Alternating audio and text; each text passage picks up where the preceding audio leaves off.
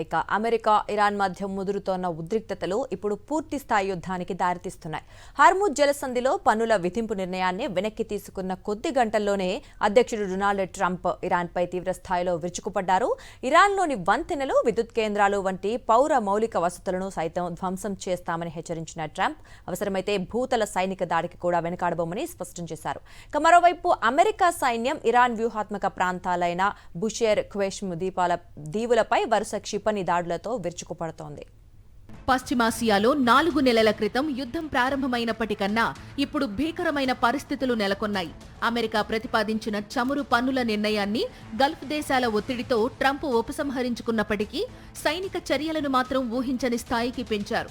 అమెరికాతో సరికొత్త ఒప్పందానికి ఇరాన్ అంగీకరించే వరకు దాడులు ఆపేది లేదని, లేకపోతే అక్కడ ఎవరూ మిగలరంటూ ట్రంప్ ఫాక్స్ న్యూస్ ఇంటర్వ్యూలో సంచలన వ్యాఖ్యలు చేశారు. అంతర్జాతీయ చట్టాల ప్రకారం యుద్ధ నేరంగా పరిగణించబడే పౌర మౌలిక సదుపాయాల ధ్వంసానికి కూడా వెనకాడబోమని, తమకు బదులుగా భూతల దాడి చేయడానికి ఇతర సైన్యాలు సిద్ధంగా ఉన్నాయన్నారు ట్రంప్. మంగళవారం సాయంత్రం 4 గంటల నుండి ఇరాన్ రేవులపై అమెరికా నావికాదళ దిగ్బంధనం అధికారికంగా ప్రారంభమైంది. దీనికి తోడు అమెరికా వాయుసేన ఇరాన్ నైరుతి ప్రాంతాలపై విరామం లేకుండా బాంబుల వర్షం కురిపిస్తోంది.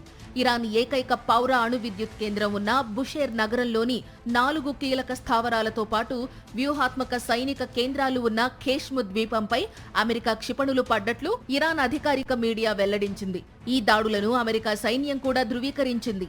మరోవైపు ఇరాన్ రెవల్యూషనరీ గార్డ్స్ కూడా ప్రతి దాడులను ముమ్మరం చేశాయి. తమ నియంత్రణలో ఉన్న మార్గాన్ని కాదని ఒమన్ తీరం గుండా వెళ్లేందుకు ప్రయత్నించిన 2 భారీ చమురు ట్యాంకర్లపై ఇరాన్ బలగాలు కాల్పులు జరిపాయి.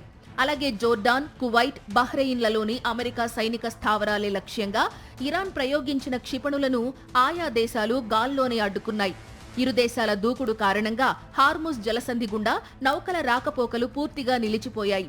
యుద్ధానికి ముందు రోజుకు 100కు పైగా నౌకలు వెళ్లే ఈ మార్గంలో ఇప్పుడు కేవలం 10 నౌకలు మాత్రమే ప్రయాణిస్తుండటంతో ప్రపంచవ్యాప్తంగా చమురు కొరత ఏర్పడి ధరలు ఆకాశాన్నంటే ప్రమాదం పొంచి ఉంది.